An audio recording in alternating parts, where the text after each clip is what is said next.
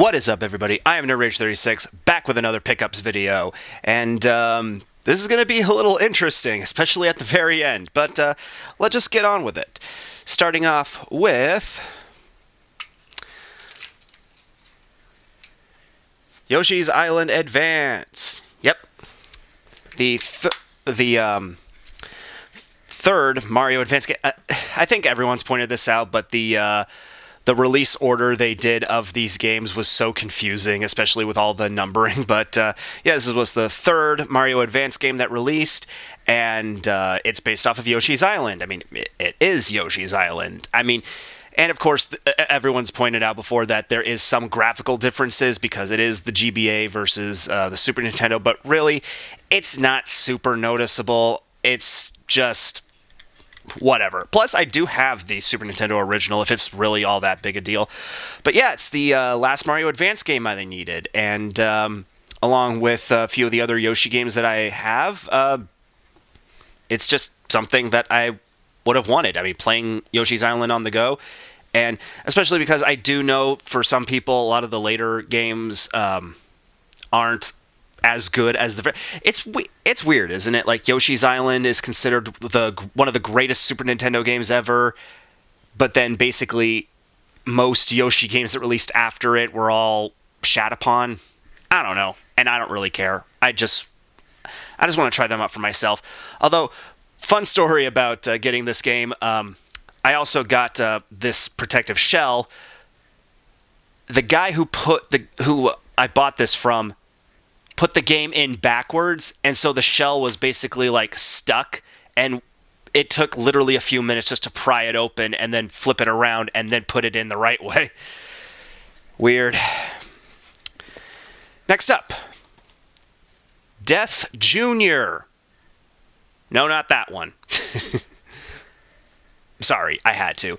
And this is actually the holofoil cover. I was a little concerned when I saw this because I wasn't sure if this was the actual cover of the game, because I have seen the other one, but no, this is I guess an early release version of it with a holofoil cover, and it's an interesting little platforming action adventure game. I have heard that the Death Jr. games are basically some iconic games for the PSP, so I figured I'd have to check them out at some point, but I don't know that much about this series, so who knows? I mean, it's interesting enough. It's got a very Tim Burton-esque look to it, and looking at the back of it now, actually, I didn't even notice this. It's by Backbone. I mean, I guess that makes sense. Skeleton. But Backbone also did the Sonic Rivals games. I really like Sonic Rivals.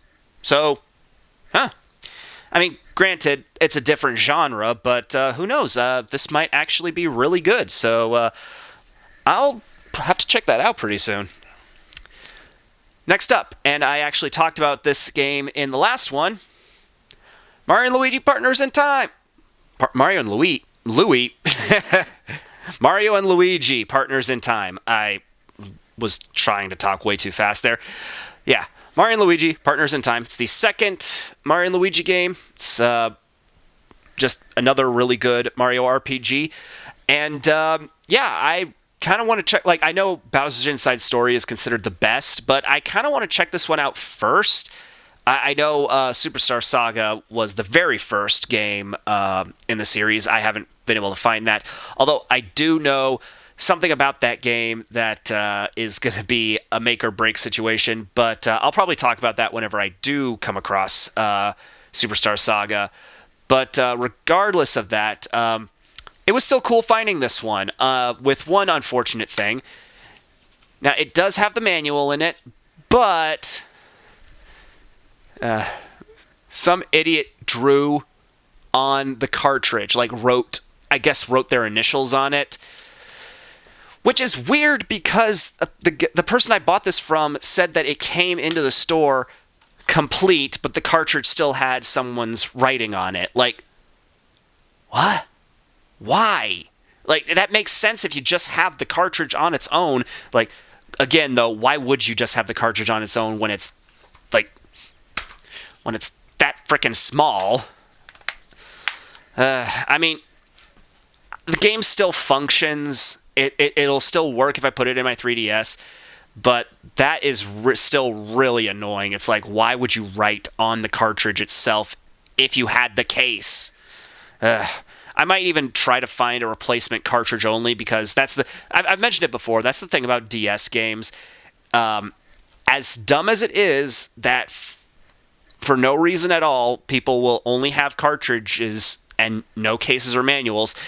It is always easier to find a game cartridge only. So if you can find a game that is complete, but the game itself, or just find the case and manual separate, the cartridge will always be the easiest part of the game to find separate later. So, yeah, that's a bummer, but the game is complete, and it's actually kind of hard to find. Well, not super hard to find. This wasn't like absurdly expensive compared to other DS RPGs, but it was just something that it's not everywhere. You definitely need to specifically be on the lookout for it, or go somewhere extremely specific, or even just a convention. But yeah, I found it.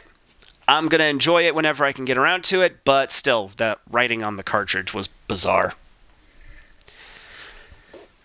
Next up, Rune Factory.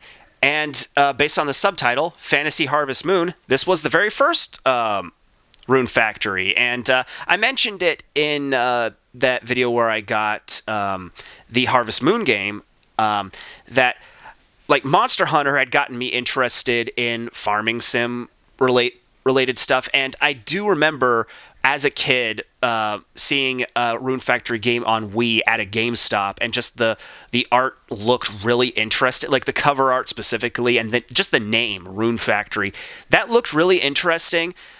I probably wouldn't have been super interested in farming at all when I was a kid, but this is something I honestly would not have expected.